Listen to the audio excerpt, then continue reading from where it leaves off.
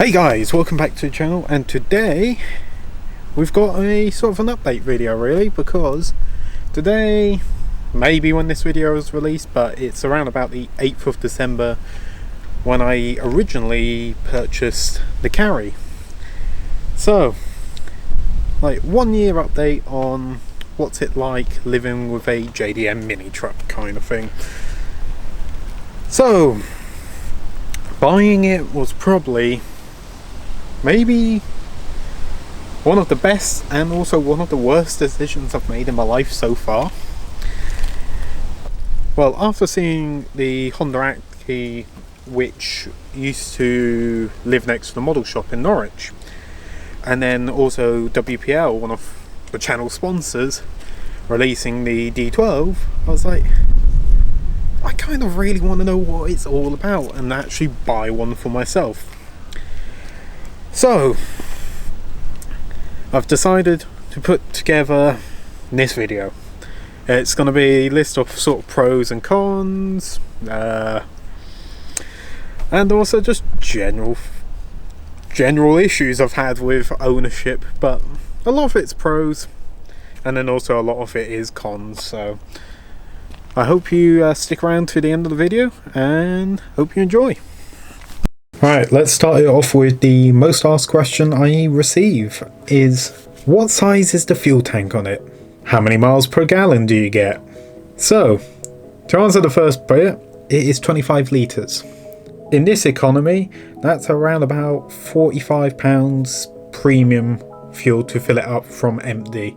For the miles per gallon, is a kind of a pro and a con. If you daily drive it like I do, and you're only doing say 10 miles a day, it can last me 2 weeks before I have to go fill it up.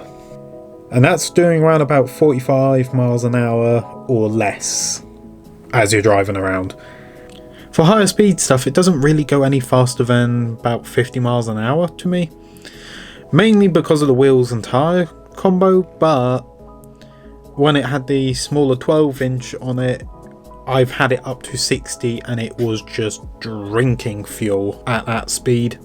The other negative side of it is, if you can see in the clip, it's where the filler neck is located. It's quite low down to the ground, so being 6'1", it's kind of a pain in the ass to actually fill it up sometimes. One of the solutions out there to get kind of a better miles per gallon is different size wheels, and as mine being a 1996 model, it's kind of an oddball. It is actually 4x100 instead of the Japanese 4x114 or something like that. So it's kind of hard to find 12-inch rims and tyres for it. I ended up going through 2 different sets of slot mags, which were 4x100 in air quotes. Turns out to be mini fitment, which is 4x100 and 1.5 or something like that, which there is no way to really adapt it because there is no way to fit a spacer on without the wheel sitting way too far out of the arch. So I ended up going with a 13-inch rim and wheel combo, which ended up meaning I needed a lift kit for it. Which brings us into our next talking point, spare parts. Importing them from Japan, America, Philippines, wherever. As it's not a UK model, there's only a few parts which are interchangeable between the UK spec and the Japanese spec. So you end up having to order a lot of maintenance parts from online, which you can often fall victim to not genuine parts or really cheaply made parts which fail after so many months. I ended up sadly with a bad timing belt which ended up snapping, and I helped someone else get the exact same timing belt and theirs snapped a few weeks later. There is also a few parts from other vehicles which, if you get a little bit creative, you can make fit. One of these items is actually a Triumph Spitfire front springs. They actually provide a lot nicer ride to the vehicle, but the only issue is you have to cut them down to make them fit. Whoa, hold up, I've just realised something. I've actually ended up going on a bit more of a tangent about the issues and problems I've had, and not actually talked about the truck itself. It's a Kei Truck. They're cool. And yes, they come with upsides and downsides, like it can pretty much carry a lot of stupid stuff. But when it comes to some more practical sides of things like going shopping, it's kind of useful if it's not raining and you don't have a passenger with you. So, the other upside to them is they are really nimble. They're really good in small or in urban environments. They fit down stupid places. They fit in a shopping trolley bay. Heck, I've even gone through road closure signs with it. I've fitted it in car parking spaces where it shouldn't have fitted.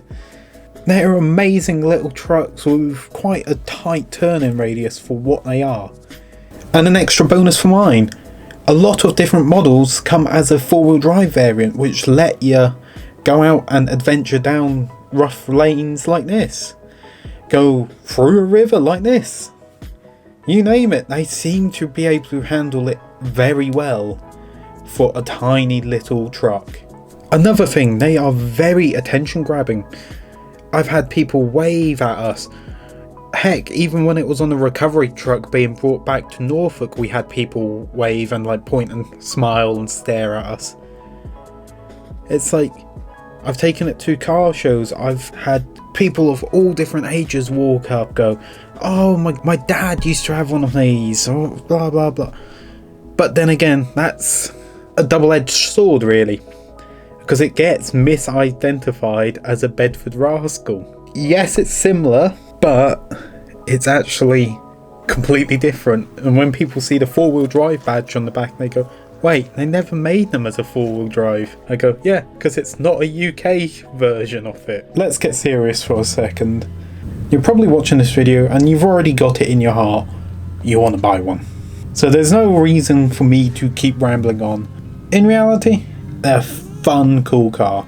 For me, personally, it's about the experiences, the opportunities I've had, and the people I've met. Because we've all made some great memories together, we've adventured out. I've gone to places where I've never thought about even going to, so I'm glad I bought it.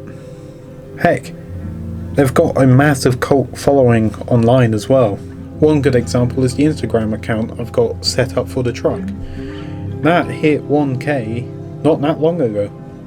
So all I've got to say is thank you for watching. Like, comment, subscribe, whatever, and just do it. Just buy yourself one. Why not? World's going to shits anyways. You might as well enjoy it. Good night.